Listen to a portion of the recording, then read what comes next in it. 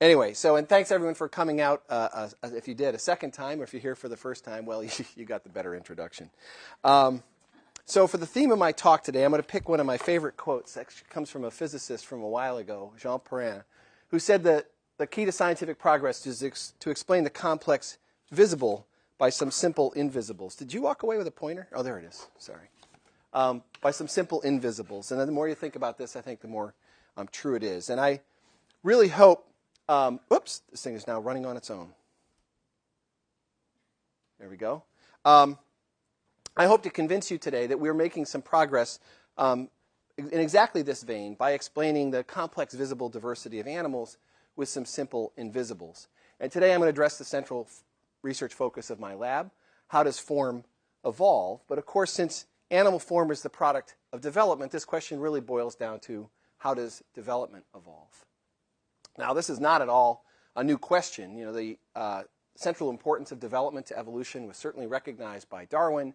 It was recognized by the architects of the modern synthesis.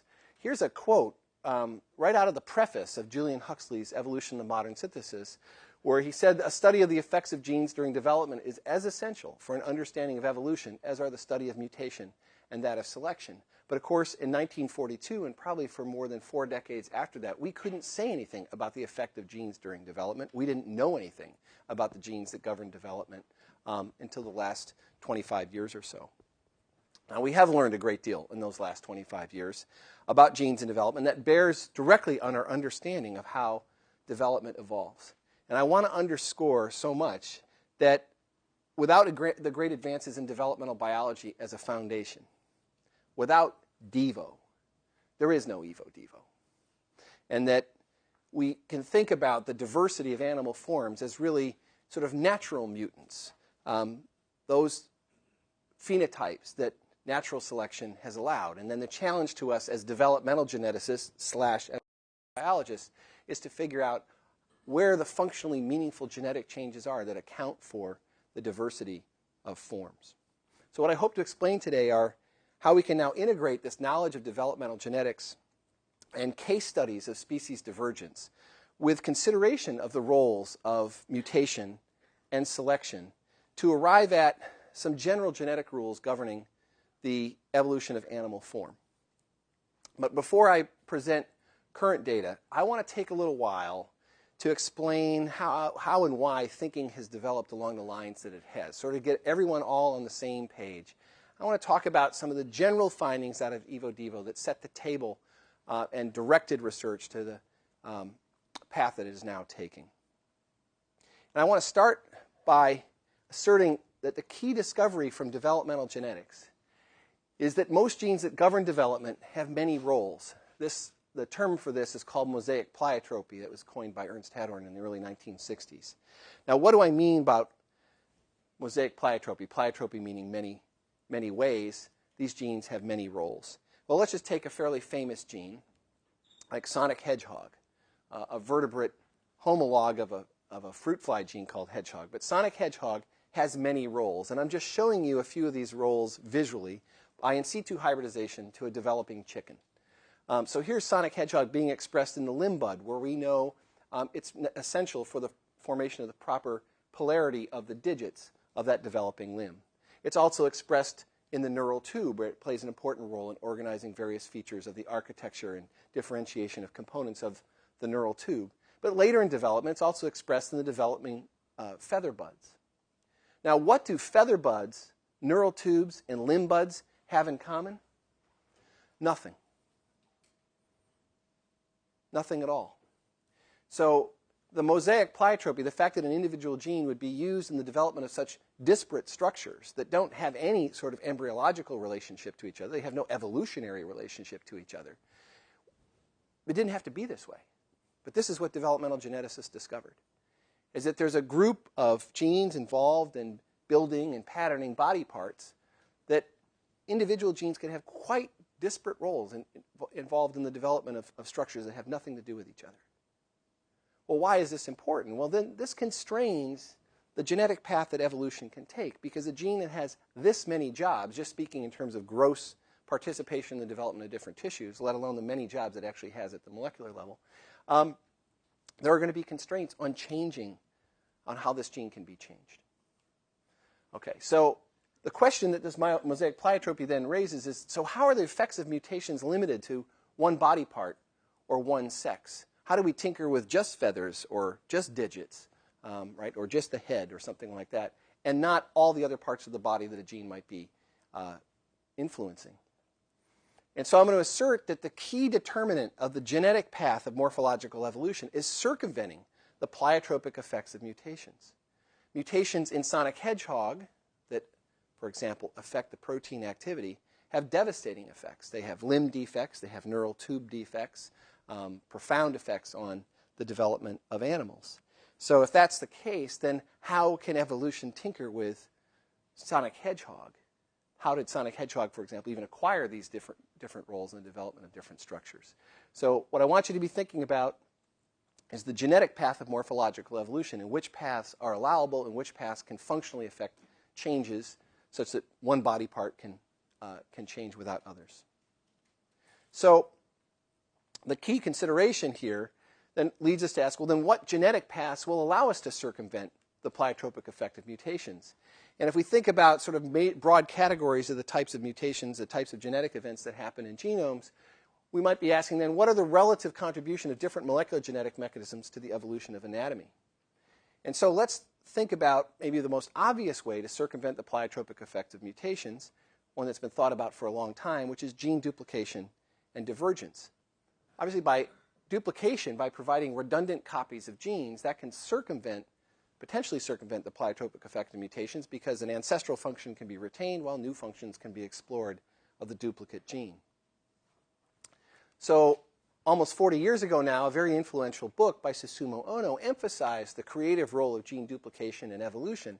And right here in the preface, Ono stated that natural selection merely modified, while redundancy created. And inside the book, he explained how allelic mutations of already existing gene loci cannot account for major changes in evolution.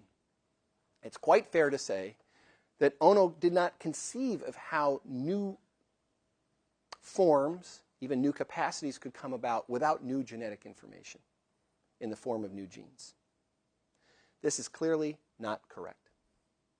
Now, I must say that this idea was pervasive in developmental genetics. In fact, some most influential articles written in the early days of developmental genetics anticipated that gene duplication was going to be a big part of the story of the evolution of physical diversity of animals. But it just turned out not to be the case. So let me just review for you a little bit of the empirical data that has turned us away from thinking about gene duplication as a major contributor to the diversification of form. So foremost among these is that, contrary to the original expectations that there would be some association between the expansion in the number of genes and the expansion of animal complexity, for example, and the expansion of animal diversity, duplications of loci that encode transcription factors and components of signal transduction pathways, and these really are the key components of the bodybuilding genetic toolkit, these duplications have been relatively infrequent over very long periods of animal evolution. I'll show you the examples of that in a second. But furthermore, while I think the prevailing thinking was that gene duplicates would be free genetic parts to play with, there's some evidence that those duplicates may not be neutral for these sorts of genes, because these genes participate in dosage-sensitive processes. And there's actually empirical evidence to suggest that new duplicates may not be neutral, and they're actually selected against because of their dosage effects on one or more of the multiple traits that they affect. So new genes of this type may not be free. They may come with a negative penalty. So what's the actual data look like? Well, a lot of the thinking about the role of gene duplication in body evolution has been focused around the Hox genes, and we know there's a series of genes that govern the identity of segments and body parts along the major axis of the fruit fly. And if we look at some of its arthropod and near arthropod relatives, the prediction was that while a fruit fly has many differentiated segments, those animals with fewer differentiated segments would require few of these genes that differentiate individual segments.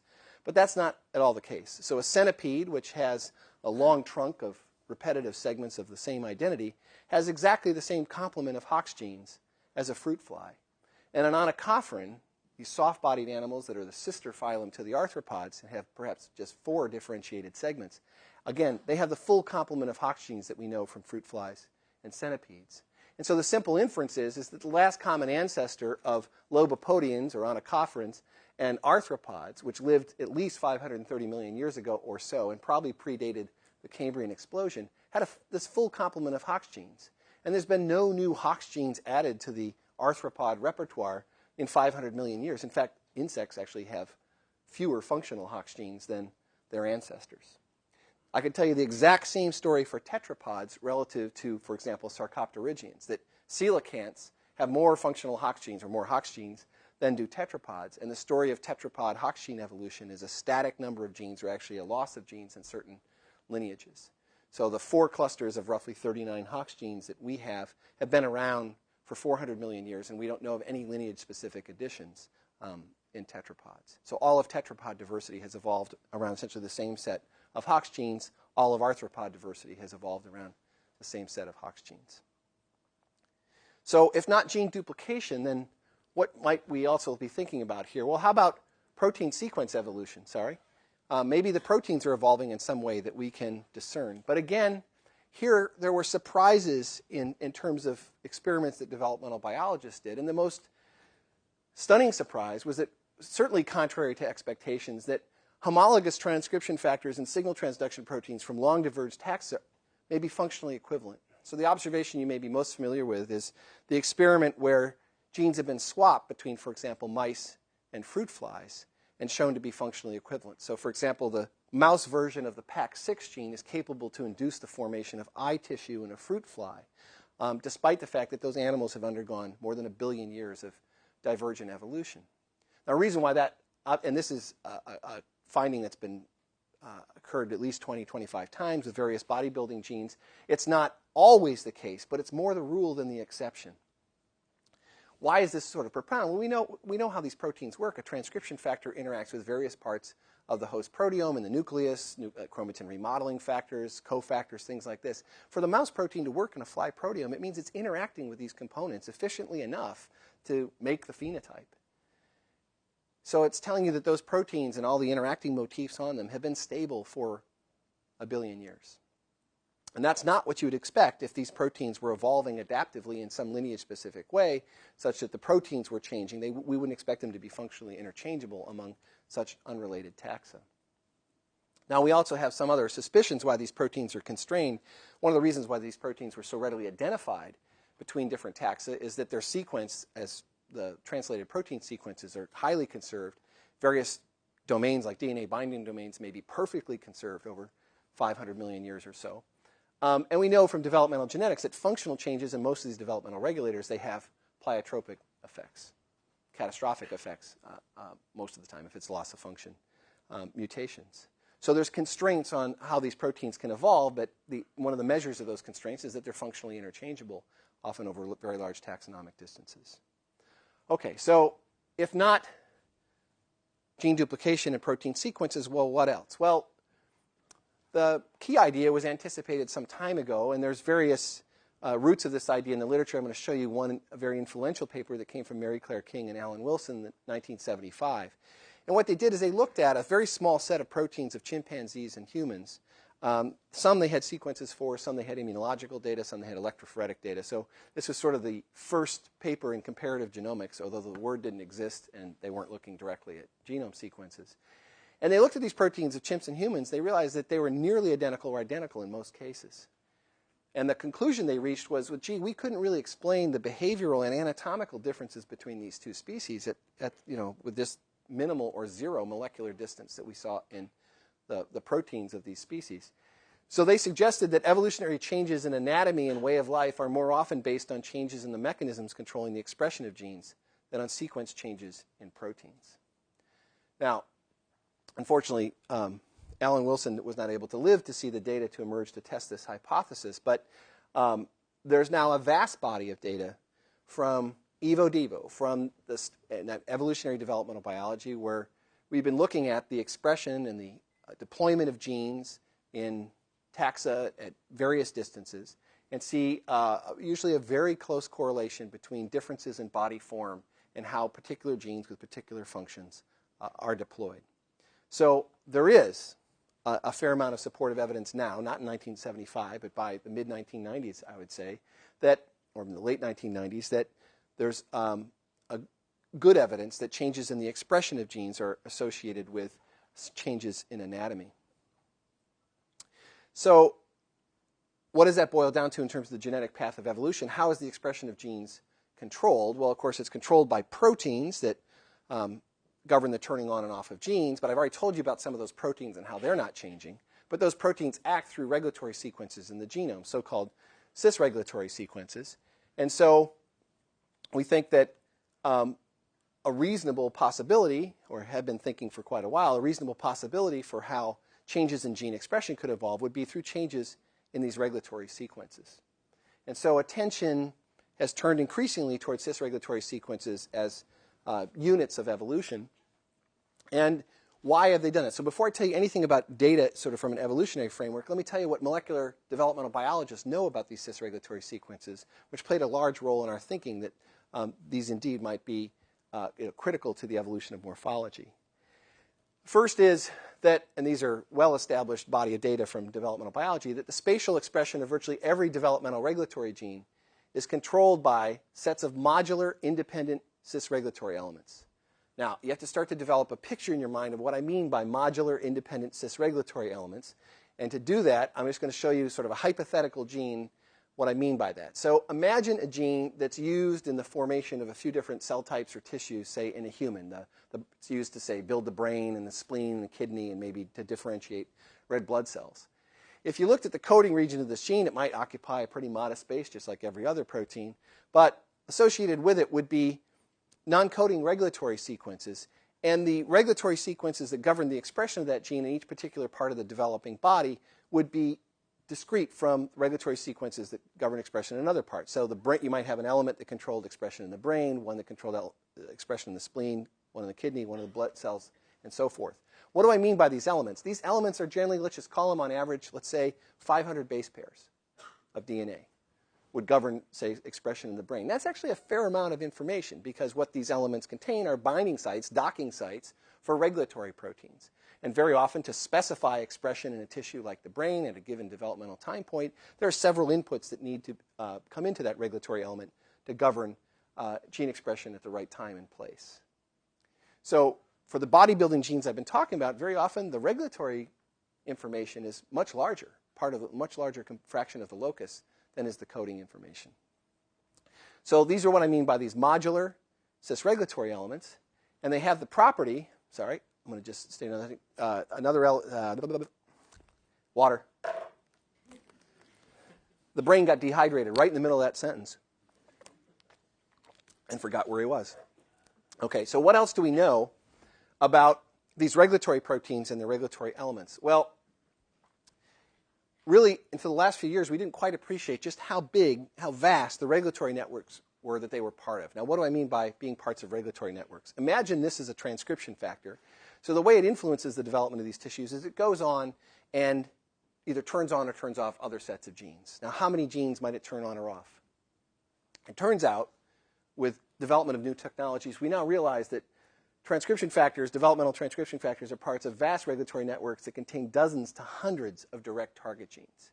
So this is plyotropy on a vast scale that even most of us did not conceive.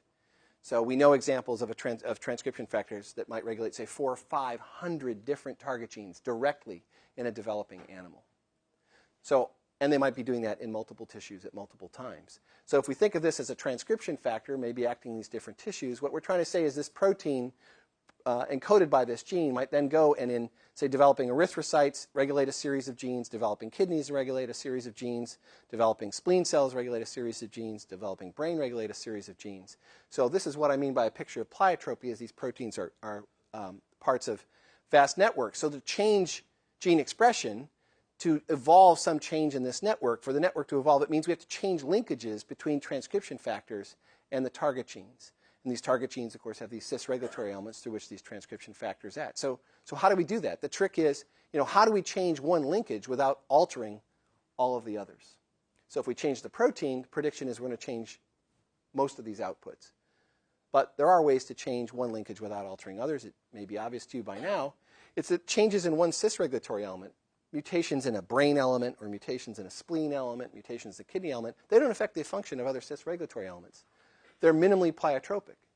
So mutations in individual cis-regulatory elements have the property, again, this is from developmental biology alone, and a vast amount of developmental biology that I realize is largely outside the view of working evolutionary biologists, but nonetheless, this is what the progress that's made in developmental biology, that these mutations are minimally pleiotropic. They affect the deployment of a gene in just one tissue at one point in time, and not all the others, and they don't affect the activity of the protein. So this is why we've suspected that these vast regulatory regions with these modular regulatory elements are the site, are the regions where the evolutionary of most relevant evolutionary action in these bodybuilding genes. And while that was a suspicion, the challenge has been to directly test that idea. And the challenge in testing that idea has been that a lot of evo-devo studies, comparative studies, were done over pretty large taxonomic scales in the 1990s, comparing things like pythons and chickens and fruit flies and butterflies and things like that. And as it turns out, it's very hard to isolate these regulatory elements in non-model species. And it's also true that if you're talking about traits, some certain traits don't change very much over pretty vast periods of time. So if you want to study the evolution of limb number in insects, and it's been 6, 6, 6, 6, 6, you don't really have something to study there in terms of the evolution of diversity. So you need to study traits that are actually changing, but are changing on a time scale where you can actually get at these functional bits of regulatory DNA. So we had to change our strategy somewhat, beginning, in fact, when Artyom joined the lab, was to study traits that were rapidly evolving and to study closely related taxa where genetic and transgenic approaches were going to become feasible. And so the traits we chose to focus on they were pigmentation patterns in Drosophilid flies. Now, I know you all just need to take a little breath for a moment. Yes, you're giving up the next half hour of your life to color patterns in fruit flies. But after all that grandiose thinking of the animal kingdom, here's my argument. My argument is that these patterns, they're complex enough to be interesting. They're spatial patterns restricted to particular body parts.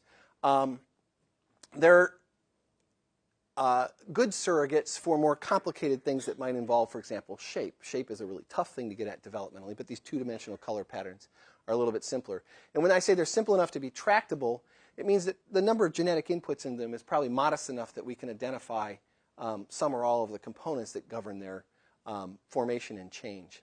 But as it turns out, we weren't sure about this, but thankfully this is true. These patterns are regulated by some of the very same top regulators, the big guns of animal development that evo-devo has been thinking about for 25 years, that shape body plans. So even the big guns worry about, the color of a fly's rear end. Amazingly, so do I. Okay, so what I'm going to do for the rest of my talk is I'm going to show you a few condensed case studies regarding the evolution of pigmentation patterns. And I'm going to work from simpler to progressively more complex examples and increasingly greater taxonomic scales. And I'm going to argue from this evidence and from the background I just gave you about the big picture of gene duplication and functional equivalence and changes in gene regulation across taxa, that some general principles of molecular evolution can be derived. Before I do that, I want to tell you about the people who've done this work over, I'd say, roughly a decade span. So here are current or recent members of the lab whose work I'm going to highlight: Sang-Yun Zhang, Tom Williams, Mark Rebez, and Thomas Werner in particular, with help from Vicki Kastner and Jane Seelig.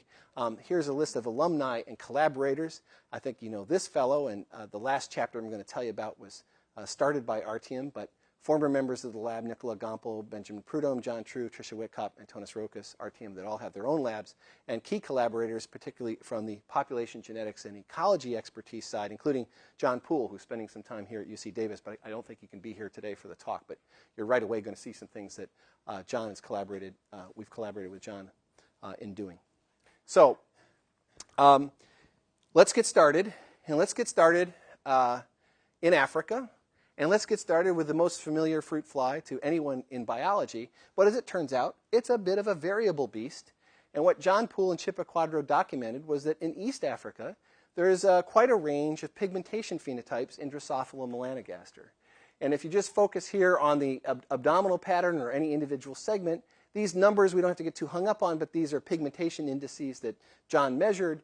And the idea is that there's quite a range of pigmentation intensity from lighter to darker flies. All flies have these dark bands on the abdominal segments, but you can see either the more just ahead of the dark bands, how dark the individual segments are varies quite a great deal up here to the darkest form that they isolated.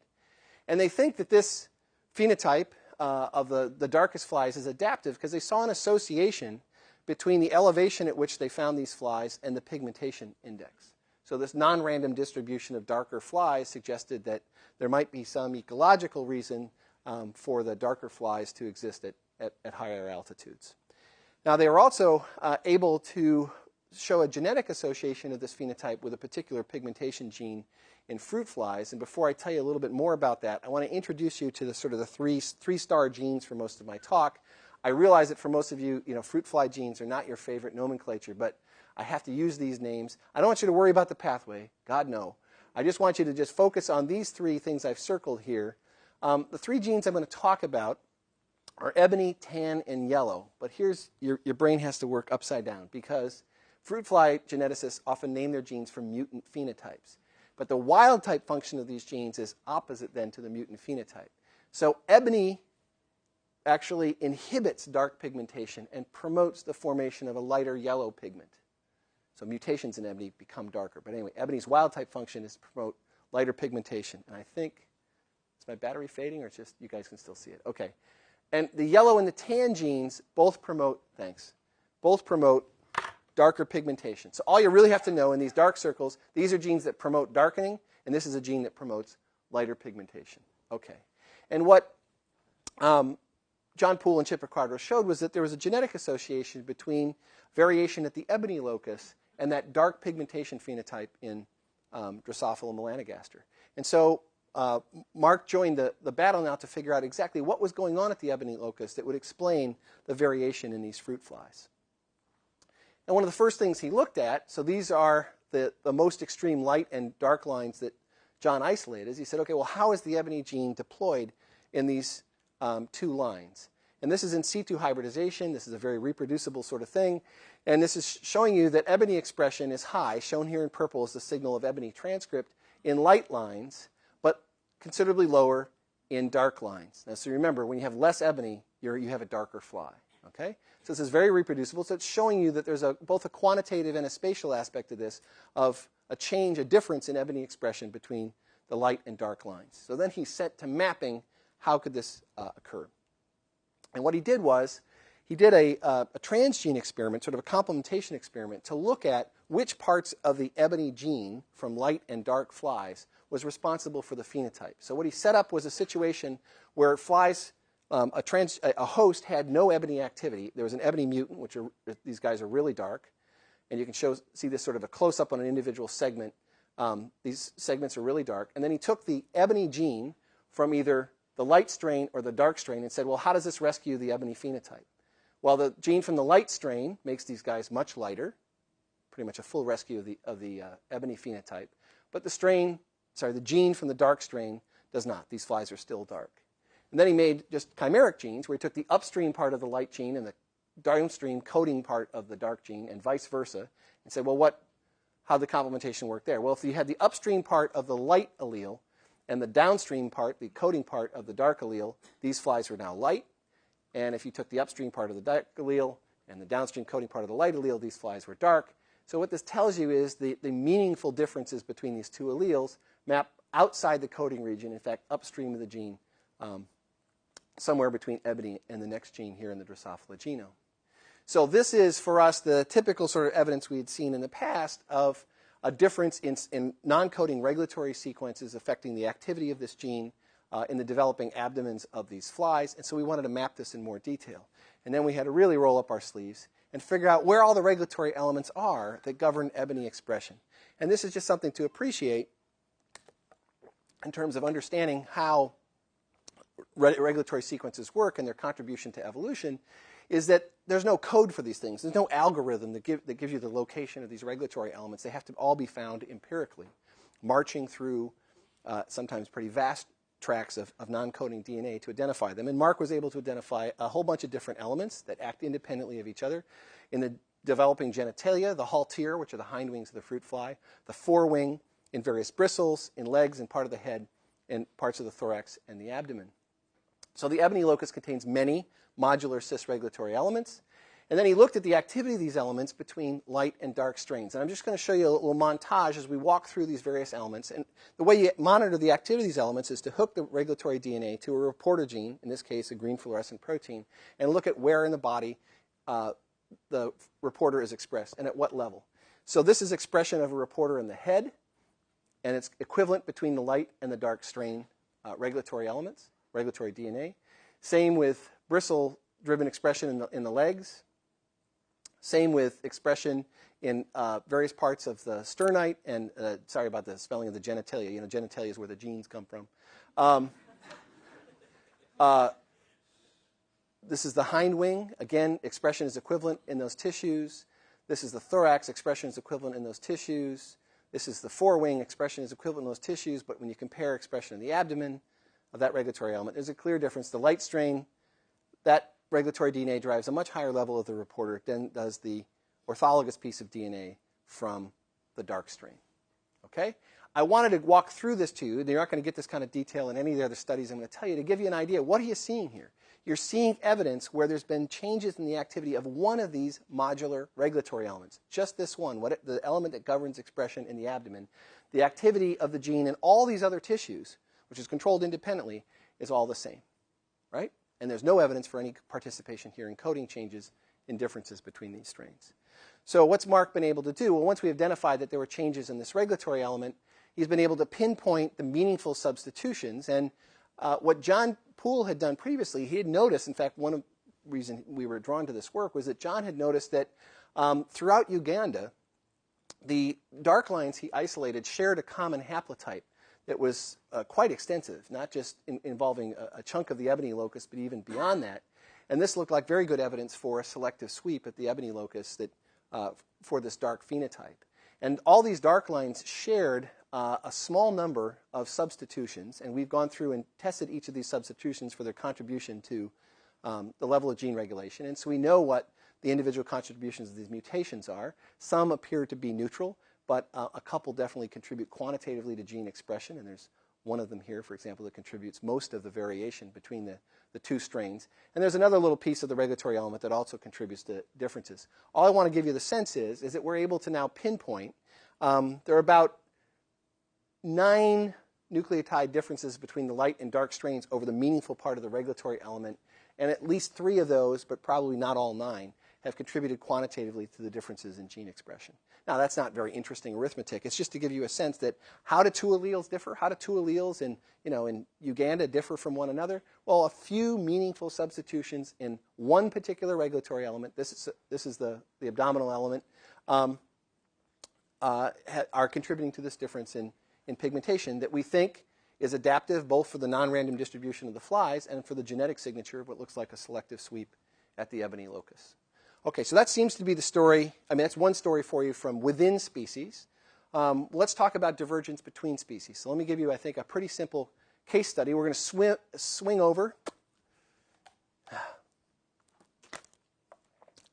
to the west coast of Africa, to the island of São Tomé, and we're going to look at these 2 flies found on these islands, Drosophila jacoba and Drosophila santomia. And we know that santomia is derived, this is the ancestral species that gave rise to this fly. And this fly is pretty obvious to you. What's different about it? Well, one of the obvious features about it is it's lost most of the pigmentation of the abdominal cuticle. And what we did was, given these are, again, closely related, this is a fly that evolved from this parental species, is we wanted to understand what were the contributions. What was the genetic basis? And I'm going to dial right in to the meaningful gene. It's a different gene that I told you about in the introduction, the gene TAN. So this is a gene whose wild-type activity is to contribute to pigmentation. We were suspicious that TAN could be involved for a variety of reasons, but I'm just going to show you the critical experiment that tells us that it's tan. It's sort of like the ultimate QTL experiment where you suggest that gene is involved, but what we did is we actually just transformed in the entire tan locus from a darkly pigmented fly into Drosophila xanthemia. And so that required, you'll see why, this whole construct, including all the tan exons and upstream regulatory sequence even beyond this gene. And if we put in these, I'm showing you fly pigmentation in a little different format. This is if you butterfly a fly, much as you butterfly a shrimp. This is an easier way to look at pigmentation. And if you look at, this is the wild type xanthemia male. And if you put in 1 copy of the tan gene, you start to get pigmentation back in the posterior segments and a little bit of the stripes. 2 copies, you get more pigmentation back, et cetera. So this is just visual evidence that, in fact, there is a meaningful difference in the activity of the tan gene, the contribution of the tan gene to the Drosophila jacoba versus xanthemia pigmentation. Okay, well, this is the meaningful stretch of DNA. Where are the functional changes? Well, they're not in the coding region. Because if you look on the 2 lower lines here, this is the alignment of the tan coding sequences between Drosophila jacoba and Drosophila xanthemia, and there's not a single amino acid replacement throughout the protein. Okay, so if you did, say in Drosophila xanthemia, if you did knock out the tan protein, it would be a much lighter fly. But tan, just like ebony, just like all the other genes I'm going to tell you about, tan is pleiotropic. It has other functions, for example, in vision and in the nervous system, as well as in the pigmentation of other body parts. So you'd affect all of those traits, not just pigmentation of the abdomen. So we don't see changes in tan between these 2 species in the coding region, so that must mean something is going on elsewhere. And it's pretty obvious what's going on when we look at expression of the tan gene. This is expression of the tan gene seen by in situ hybridization in Drosophila jacoba, both the females and the males. You see high levels of tan expression in the rear ends of these flies. But if you look over here in xanthemia, they've lost expression. So if the genetic difference is mapped to the tan locus, if there's a difference in expression, no coding changes, guess what? Suspicion is these are, again, changes in regulatory elements of the tan gene. We were able to localize one of those regulatory elements that governs expression of tan in the abdomen, and it was inconveniently located between 2 other genes. That's part of the other game that these genes play, is regulatory elements can be nested in introns, they can be sitting by other genes, they can be upstream, they can be downstream. In this case, it's nested between these 2 genes, a good distance upstream of the transcription start of the tan gene. Anyway, so here's the point. If we take this little piece of DNA and hook it to GFP, that piece of DNA from melanogaster draws a beautiful pattern of expression of the reporter in the abdomen of these flies. If you take the same piece of DNA from Drosophila jacoba, it does the same. But if you take the same piece of DNA from Drosophila xanthemia, it's dead as a doornail. Okay? So there's a selective loss of tan gene expression in the rear ends of Drosophila xanthemia in the abdomens, which account for the pigmentation differences between these species. Okay, now the reason I showed you these 2 examples, one example intraspecific, one example interspecific, is I thought they would sort of allow you to see that most of the elements that not only just go into the experiments, go into our thinking of why we think changes in these non-coding regions, these modular cis-regulatory elements, play such a major role in the evolution of gene expression and of visible form. It's because changes restricted to one element only affect one particular trait, one particular feature of that gene's function. Now, I didn't present this to you in any historical way. These are actually 2 relatively recent examples. This was just recently published, and the ebony story I told you about is not published yet. But we've been gathering case studies of these, maybe about 10 more from my lab, and there are other examples from, for example, stickleback fish and from mice and from Drosophila, where either the association of non-coding sequence divergence has either been directly demonstrated or reasonably well inferred from genetic analysis. And we have maybe 20 case studies. In each of those case studies, all of the genes involved are pleiotropic in the definitions that I've given you, and we don't have a single case of a coding change in a pleiotropic gene accounting for divergence between closely related species or within species variation. So based on all the background that I gave you and a bunch of case studies I'm going to spare you the details of, but I just summarized for you, I think we can arrive at a general rule, a genetic rule, for the evolution of form, that when these following conditions exist, and the conditions matter, the gene product functions in multiple tissues, mutations in the coding sequence are known or likely to have pleiotropic effects, and the locus contains multiple cis-regulatory elements, then the regulatory sequence evolution is the more, I'd say far more, likely mechanism of morphological change than is coding sequence evolution. Okay? So I'm comfortable enough with this rule that for us, the question is really changing not from why cis-regulatory evolution predominates, but how cis-regulatory function actually evolves. And so what I want to do is to close up by showing you two more case studies that look in more detail about what's actually evolving in cis-regulatory elements. And the first, I'm going to highlight the formation of new regulatory linkages by co-option to generate an evolutionary novelty. And then a sort of a surprising story, I think, about how one can remodel cis-regulatory elements and generate new functions. So if you like, maybe one way to characterize the last two case studies in these is the last two case studies were sort of the modification of existing patterns. And in the next two case studies, I'm going to tell you about new patterns emerging through cis-regulatory sequence evolution. Okay, so the story I'm going to begin with, here are two Drosophila species, the males of each species. See if you can pick out the obvious morphological difference between them. So in our strategies of picking which species to study, we try to find the simplest example of the phenomenon we want to understand. In this case, it's the presence of the wing spots in this species, but not some of its close relatives. But before I show you how these spots form, let me show you why we think these spots exist. And show you this little film clip from John True. This is the male of the species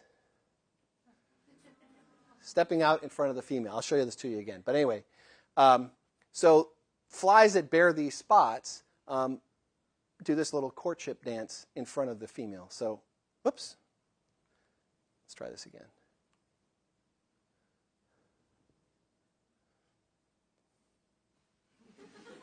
Okay.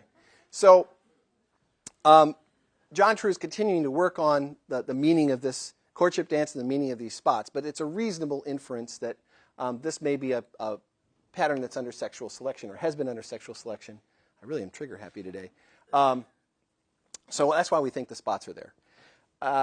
Now, let me tell you a little bit about how those spots evolved. And before I show you the data, I want to show you the model. If you get this model, you kind of get one of the general pictures I want to give you today. Okay? So I'm going to show it to you in schematic form.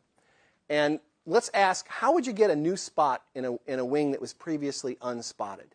And we know one of the genes that promotes the expression of that spot or that pigment, a gene called yellow. We know the ancestral condition before the formation of these spots was sort of light expression of this yellow gene across the wing. So this is the ancestral condition. This is the derived condition of spot formation in a bunch of species that do this courtship dance. How did this come about? Well, imagine, which is the truth, imagine that there are regulatory proteins, transcription factors, deployed in various patterns in developing wings. And in fact, it turns out there's tons of these patterns. They're cryptic to our eye. They're not necessarily associated with any morphological landmarks. But imagine one of those proteins was, say, an activator in purple, and another protein is a repressor in green. And that binding sites for those respective transcription factors occurred at some point, just at random, in the regulatory element that governed this more uniform expression across the wing. Well, with those new binding sites and the inputs of these transcription factors into this already existing element, if this is an activator and this is a repressor, the combined effect of those two inputs would be to upregulate the expression of the gene in this sort of distal quadrant of the wing. And that's exactly what we think has happened. That already existing regulatory element and already existing transcription factors have evolved a new interaction simply by simple sequence changes in this regulatory element that generates a new pattern of gene expression and a spot for sexual selection or natural selection to play with. Okay, now let me show you the evidence for that. So if we look at the expression of the yellow gene between unspotted and spotted flies, it's pretty obvious. Spotted flies express this yellow gene. This is late pupae, just before pigmentation is going to fill in. In late pupae, it's expressed at very high levels, okay, in these developing wings. And flies that are sort of outside the spotted clade, they don't do this. This is Drosophila pseudoobscura, and melanogaster doesn't do this either. So it's clear that there's a difference in yellow expression between these species with this novel spotted pattern in the spotted species. Well, we were able to map in a regulatory element of the yellow gene this activity. So we were able to show, again, by hooking regulatory DNA up to green fluorescent protein, that while the orthologous piece of DNA from Drosophila melanogaster gave you a uniform pattern across the wing blade, and the orthologous DNA from pseudoobscura gave you a uniform pattern across the wing blade, the unspotted species. The spotted species had elevated expression, driving elevated expression of the reporter in this quadrant of the wing. And we were actually able to tease out which part of this regulatory DNA was responsible for the spot pattern. And let me just tell you a little bit more of that spot pattern so we can infer a little bit more about the process and the genetic path of evolution. One of the questions you might want to ask, and don't look at this for a second, one of the questions you might want to ask is, well, how many steps would it take to put a spot on a wing? Now, if there were transcription factors already expressed in spots, it'd be pretty easy. All you need to do is evolve an interaction between a spotted transcription factor and a regulatory element. Bang, you get spotted patterns of gene expression. The other way to draw a spot might be if you have both activators and repressors already existing, and that you get binding sites for both evolving in some number of steps, and that the combined input there would be to draw a spot. And that's what's happened. Now, the way we got tuned in, the way we got a hint that that's what was going on, it's really a simple set of experiments where we just manipulate this regulatory element and we start trying to tease apart where the inputs are into this regulatory element. So this is just bashing away at cis-regulatory DNA and seeing what happens when we remove various bits of sequence.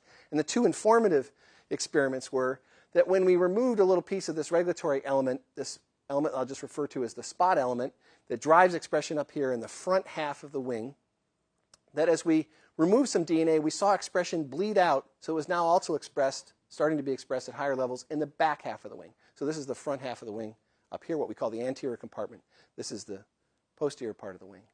So that tells us that there's some negative input here. If removal of DNA causes the pattern to expand, that's a telltale sign that there's repressive input. And on the other hand, it's also positive input because there were other sequences that when we mutated, we blew away expression activity of the element altogether. Okay? So that's telling us there's positive and negative inputs. So what? Well, it tells you that this is at least a multi-step, multi-hit process modifying the activity of this element. But it also gave us a hint as to at least the identity of one of these regulators. And there's a more important, broader lesson from the identity of one of these regulators. Those of you who know a little bit about fruit fly development, I told you about the front and the back half of the wings deliberately. It's because we know a lot about the subdivision of fruit fly wings, and in fact insect wings and insect segments, in fact arthropod segments, into front and back compartments, anterior and posterior compartments. And the gene who does that is a gene called Engrailed, a transcription factor expressed throughout the posterior compartment, not just of fruit fly wings, not just of insect wings, but of all arthropod segments. And the close correspondence between where Engrailed was expressed and how the expression of how the activity of this regulatory element was restricted to the anterior compartment suggested to us that maybe with a negative input was this protein Engrailed. So how do you test an idea like that? Well, we look for Engrailed biochemically. We look for Engrailed binding sites in this regulatory element. I'm showing you those here in yellow. And if we mutate those Engrailed binding sites to a different sequence so they now no longer can bind Engrailed, this is what happens. The expression of the reporter gene is now de-repressed in the posterior compartment. So it's repressed here, de-repressed in the posterior compartment. So that's telling us that one of the direct inputs into this pigmentation gene is this Engrailed regulatory protein. So what? This is getting worse by the minute, okay? No, this is the so what. The Engrailed protein is not a dedicated pigmentation gene. It didn't have anything to do with pigmentation of the wings until this little group of flies evolved about 15 or 18 million years ago, and it then got recruited into the process of deciding where the pigment pattern was allowed and not allowed in a developing wing. This gene has been around in insect wings for over 300 million years, and it just picked up this job in a little clade of fruit flies, as I said, in the last 15 or 18 million years. And there were no changes to the Engrailed gene. Nothing's necessary to change Engrailed. It's a good old transcription factor expressed in the rear end of segments, the posterior half of segments, for hundreds of millions of years. It's already available. No changes have to happen at the Engrailed locus. All that has to happen is a binding site for Engrailed, or multiple binding sites for Engrailed, have to evolve in a regulatory element. And the binding sites for these regulatory proteins are simple enough that there's lots of sequences in any stretch of DNA that are just one or two base changes away from being a decent binding site. So the ability of new binding sites to evolve, the probability of new binding sites to evolve, is very high in any reasonable sized population. Okay, so that's why we're excited about this story. This is an ancient gene picking up a new job, tinkering with wing pigmentation patterns. So let me shift to almost the last story. Again, a story of novelty, but there I told you a case where already existing transcription factors and an already existing regulatory element, if you just get binding sites to evolve in the regulatory element, you now have a new regulatory interaction and can draw a new pattern. Now I'm going to give you just a slightly different theme, one that surprised us in terms of the generation of a new pattern. This has to do with the origin of sexual dimorphism. Many of you here, of course, would be quite familiar with sexual dimorphism, in fact, some of these models. the good news is, sexual dimorphism is widespread throughout the animal kingdom. The bad news is the story I'm going to tell you about not any of those majestic animals. I'm going to tell you about fruit fly sexual dimorphism. I'm going to tell you about pigmentation. Again, Drosophila melanogaster is the show horse for this because, again, filleted Drosophila abdomens. In species like Drosophila melanogaster, the female has this stripe pattern on the. Actually, you look familiar. This is Artyom's slide. He must be thinking, "Wow, this is an old one. This is classic." 2000, 2001, there, buddy. So this is, in fact, a study that Artyom pioneered. That these flies, the males have this dark pigmentation in the posterior, whereas fairly related flies are monomorphic with respect to pigmentation, where the males and females are pigmented identically. So what do we see here? We see segment-specific and sex-specific pigmentation. And for Drosophila geneticists, this rings all sorts of bells because we know about the genes and genetic pathways that govern sexual identity and segment identity. So the suspicion is that this pattern is somehow being influenced by the sexual identity pathway and by segment identity genes. So how is this done? How did pigmentation evolve to be male and segment specific? Well, let me just show you in sentence form and then show you a little bit of the data. It's via the evolution of sex and segment specific regulation of a particular regulatory protein, actually a pair of proteins encode at a certain locus called bric-a-brac. I'm just going to call it BAB. Now, I have to tell you all this because, again, I got to turn your mind upside down. BAB is a repressor of pigmentation. So what has to happen is, in order for those males to be pigmented at their rear ends, you have to repress a repressor. All right? A lot of double negative logic in biology. This is another example. That's sentence form. Let me show you visually. Again, Artyom's data. So in females, these bric-a-brac repressor proteins are expressed in all the segments, and this suppresses just the sort of male-specific form of pigmentation. These other stripes can form, but the heavy pigmentation is turned off throughout these segments. But in males, bric-a-brac is regulated differently, and you can see it's downregulated in the last couple abdominal segments, and that allows for pigmentation to take place in those males. So the difference in sexually dimorphic species is that this gene is on throughout the female posterior, and in this case, and off in the male posterior. Okay. So what do we know about this? Well, the regulation of this gene, I'm going to just step back for a second. The only way we can dissect this is we have to figure out all the functional bits, the regulatory parts of the bric-a-brac locus and the regulators of bric-a-brac. So I need to sort of piece together this story. This was a bit brutal. Our team can tell you some stories. He started the molecular work on the bric-a-brac locus, but this thing was a bear. And what we didn't realize was that the total expression pattern of bric-a-brac, we just say, well, this is bric-a-brac in the abdomen. You might think it had an abdominal enhancer. But it turns out that pattern is a composite of the outputs of two different regulatory elements. There's a regulatory element that governs expression of this gene in the anterior-most segments. We cleverly call that the anterior cis-regulatory element. And there's a regulatory element that governs expression of the gene in the posterior segments. And this regulation is sexually dimorphic. We call this the dimorphic element. Okay. Now this is probably tenfold more than you wanted to know. But just kind of focus on patterns here, and then I'll get to the take-home point. What's really different here is that you have an element that's being regulated differently between the sexes and in a segment-specific way. So this cis-regulatory element is somehow integrating both sex-specific and segment-specific information, so we had to figure out what those inputs are. This is the meaningful bit that gives you a sexual dimorphic pattern of this gene. Well, what could those inputs be? Well, segment specificity rings the bell that could be Hox input. We know the Hox genes that govern the identity of particular segments in the fly. You can see them from this cartoon, color matched. And the rear end of the fly is governed by a particular gene named abdominal B. And we, in fact, know that abdominal B is one of the direct inputs into that gene. Well, we also know the inputs that govern sexual identity. And the ultimate effector of sexual identity in somatic tissues like these is a gene called double sex. And there are sex-specific isoforms of that protein that have different activities in males and in females. And the way you get that sex-specific pattern of the activity of that enhancer is actually by integrating those two outputs. So I'm saying to you all the biochemistry and all the rest of the molecular biology just to draw you a picture of a genetic switch that controls the dimorphic expression of this gene. And the activity of the switch is different between two sexes for these reasons. So just focus over here on the left-hand side of the figure. This is just to explain to you how the activity of the gene is different.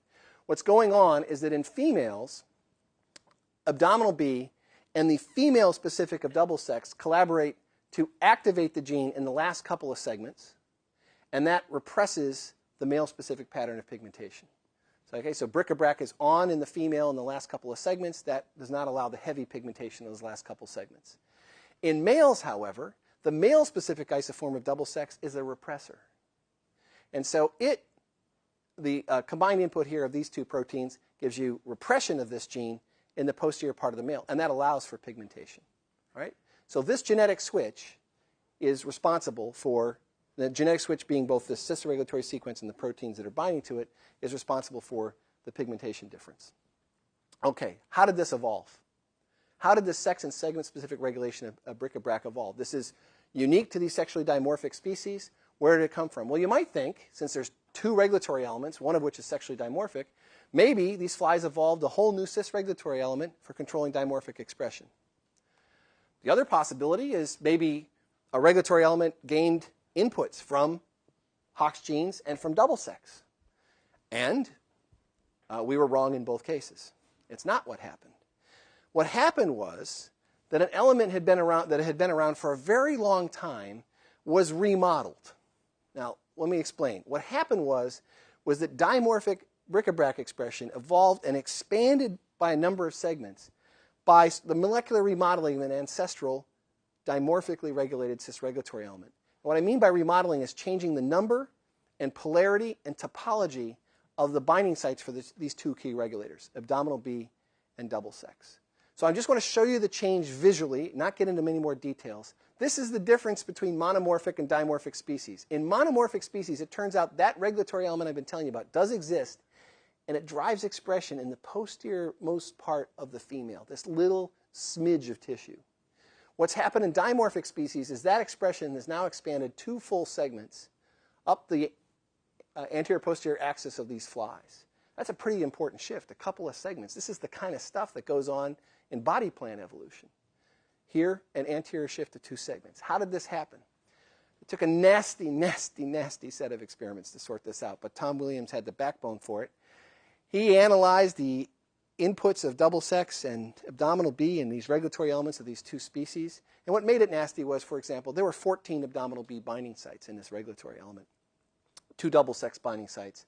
Here's the summary of what he's seen. The activity of this element differs between monomorphic and dimorphic species. And I'm showing you abdominal B binding sites in yellow and double sex binding sites in white. What's happened? Well, you have changes in the number of binding sites, a loss over here in one lineage, gain in another lineage. You have a reversal of a double sex binding site. That polarity reversal accounts for a 30-fold difference in gene expression. It's the same binding site, just in 2 different orientations. Pretty remarkable. And some other gains of binding sites over here. So in the ancestor of this dimorphic species, this element existed and had double sex and abdominal B input. But merely by changing the polarity of sites, a couple tweaks of the number of sites, and in fact the spacing between these sites, the output of this regulatory element has changed dramatically and expanded 2 full segments up the body axis. Okay, so just merely, and just for those of you into informatics and genome informatics, if you were scanning these species, you would say this was a highly conserved regulatory element. These binding sites are collinear now over tens of millions of years throughout the regulatory element. So any signal you'd look at, you'd say, oh, that's the same regulatory element. But it's dramatically different in its activity in vivo. So a little cautionary tale there that extensive sequence conservation does not mean functional identity of the elements. Okay, well, why do I get all excited about this? Well, I get excited about this because this shifting of gene expression up the main body axis, this is the same sort of thing we see going on at the body plan level, the deployment of, for example, Hox genes in vertebrates and in arthropods, new domains of gene expression evolving. So we're very happy that here, by just looking at this little patch of pigmentation on the rear end of a fruit fly, I think we have a very good model for a general phenomenon in the evolution of development, which is moving around a Hox-regulated trait, in this case expanding pigmentation up a couple of segments. So, we think that the regulatory mechanisms that are involved in the small-scale divergence of species that I just showed you are also involved in the large-scale body plan divergences, because that's exactly what we've inferred from a whole lot of comparative data in evo-devo.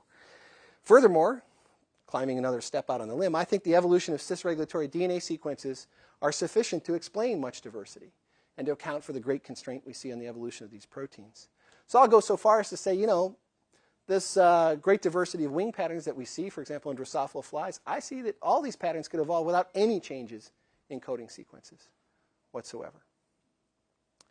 Now, this is, well, it might seem like a naked assertion, but to me it's not a naked assertion because we're dead serious about working hard to dissect how more complex patterns have evolved. And I want to give you one parting glimpse of what I'm talking about.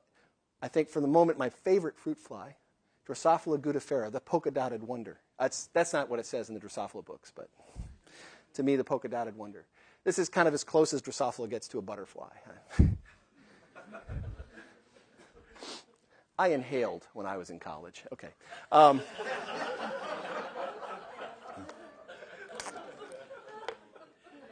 Fortunately, our team doesn't have those photos. But anyway. So here's the question, just for fun, minute or two. How would you make a pattern like this with this many spots? How would you make a more complex pattern? Okay. So I told you a story where making of a spot on a wing, a new spot required the evolution of one cis-regulatory element. So there's something like 16 spots on this wing. How would you make this pattern? How is this pattern encoded? How would it evolve? So we'll just play audience participation pattern. How do you make audience participation? How do you make a more complex pattern? You want to take any guess how many cis-regulatory elements you need to draw this pattern? Anybody? Come on, shout it out. 4. 2, 4. Okay, pretty conservative. And those of you who said 2, I hate you. You're right. Okay? We had to look through 37 kilobases of DNA. You only came up with it in like 2 seconds. 4 is an okay guess, too. 16 would have been high. But we had no idea because we didn't know how this pattern was pieced together, sort of cobbled together over the course of evolution. And I could have imagined that it might have been more regulatory elements. But, and just so you have some sympathy for us, to do this experiment, it meant developing transgenic tools for Drosophila gudifera and dealing with all of its little peculiarities of mating and husbandry, which took us over 2 years.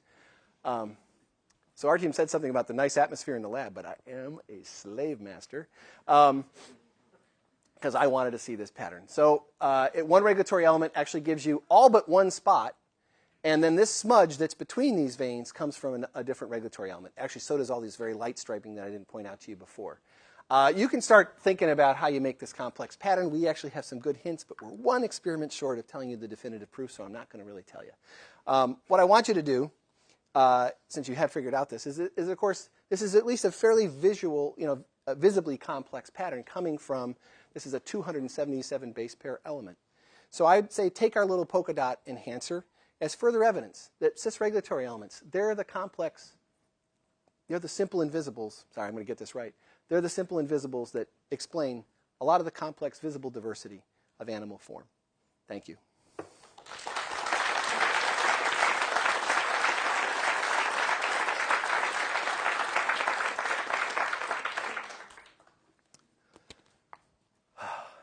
Yeah, fire away.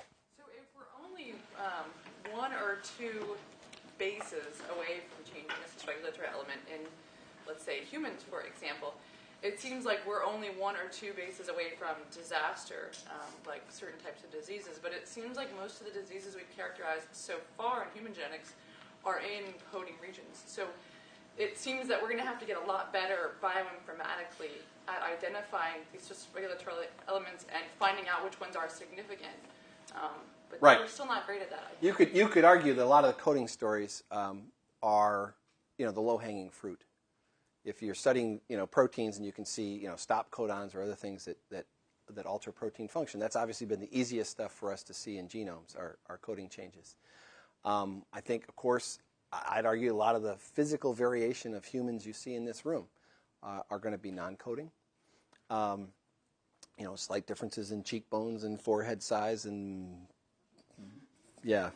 forehead. Okay, never mind. We'll get to that trait. But, and I think that, for people interested in, human variation and human disease, there's this whole big component, non-coding compartment of the genome that's been much more difficult to study.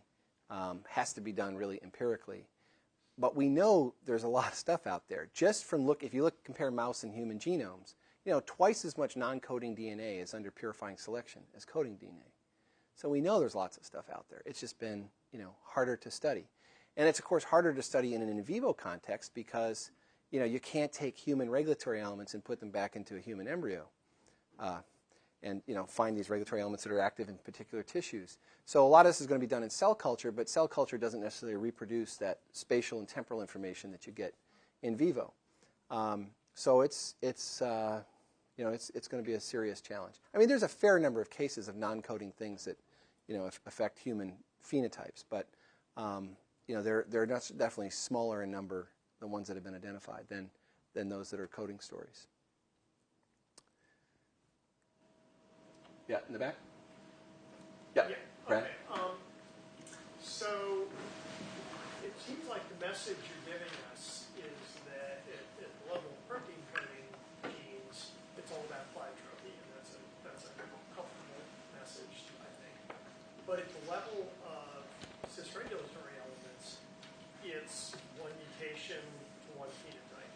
And so, I mean, over and over again, it was that, well, we go and we look for the right CRE, and we find the right CRE, and we find the hits, and that it gives us a one-to-one with the phenotypes. And so it seems like at the cis-regulatory element level, it sort of takes us away from the plyotropy argument almost, and it sort of pushes it all back a level, but it says, yeah, it's one mutation, one phenotype. Is that what we want to take from this? I mean, there's some, these case studies are selected because, the differences are so, it's certainly between species stories are pretty discrete between the taxa being compared. I think you got to understand that what we say is a phenotype, is sort of a range of phenotypes in a fly. So I don't know to a fly, what those intermediate levels of pigmentation mean, to a fly in Uganda. So you have this whole range of expression phenotypes that you map to the cis-regulatory element. There's also, now I didn't emphasize it a little bit, as we're mapping those little mutations in that element, they have different effects on lateral patterning from medial patterning. So while I will describe these things as abdominal patterns, and that to me is the trait is changing in subtle ways and in different directions along the segment. So while at one level that is the story I'm giving you, the little color I'm trying to add here is to say it's a little more nuanced than that. That we don't know what aspect of these traits the animals care about, right? What degree of pigmentation, what spatial area that's covered, things like that. So it may well be that one CRE is sort of multiple traits. It's just not obvious to you and I what those multiple traits are. So I think cautiously you can think in that vein, but with a little bit of caution. Can I ask you to quantify what I understand to be Brad's question is, what's your impression of the unitarity of the modularity of the control by CREs? In other words, how many, if one looks quite broadly at gene expression, how many cell types is there really a single module that regulates expression, as opposed to multiple modules cooperating or multiple modules actually working independently, additively, or whatever? In other words, you pick these out and these all work, but one can imagine that there are plenty of cell types in which two CREs are actually yes, cell types are body regions. So let me expand on that. So certainly plenty of cases where if you just talk about a tissue like a wing blade, that we'll find multiple CREs that contribute to the total pattern. Okay? So from our point of view, you might say, well, that's a wing blade, but we'll find separate, distinct pieces of DNA that will contribute to that. You mentioned cell types, and the reason why I'm just saying about that there would be more than one regulatory element, separate regulatory element contributing to the level of expression of a single cell. This is the sort of abstract gist of what the sort of conceptual idea that you're trying to put forward, is that these units are all that one needs to think about. So one has the impression that if you're talking about a single cell in an organism, you just need to think about one CRE controlling one gene. Well, no, I would say that there are certainly cases where more than one CRE at a locus contributes to the level of gene expression in a particular cell. There's not any rule I can give you about that. That's certainly things that we've observed. So we've observed in a given tissue where the a total pattern is clearly just the perfect complementary activity of multiple CREs where there's no overlap in activity, and there's other cases where we have multiple elements contributing to the expression in a given cell. So in those cases where gene expression is evolving and you have more than one CRE contributing, then there's no doubt you would suspect that you could get contribution from multiple CREs to the evolutionary shift either in the quantity or pattern of gene expression. So I still think you should be thinking about cis-regulatory sequences, but it's not necessarily a one. Now I understand a little bit what you're driving toward. For a given cell, for a given region of the body, sometimes you have overlapping inputs of multiple cis-regulatory elements for the same locus. And that probably makes sense how these regulatory elements have expanded. They probably themselves have expanded by duplication and divergence. And so you have redundant, if you want, partially redundant regulatory elements within particular loci. Is that clearer? Okay. Yeah. Why is the name CRE? Why not? Are there trans elements involved in this too? Or, it's a synonym. It depends how you grew up. I refer to them as cis-regulatory elements. These are enhancers. Sometimes people think of enhancers sometimes as promoter proximal elements as well. And for these developmental regulatory genes, these are usually not anywhere near promoters. They're dispersed sometimes 10, 20, 30 kilobases away. And I just prefer myself describing them as cis-regulatory elements. That's why I just define them functionally. I probably should have said others would just refer to them as enhancers. Yeah. But anyway. I'm really sorry if that misled you. Thank you very much. Okay, thanks.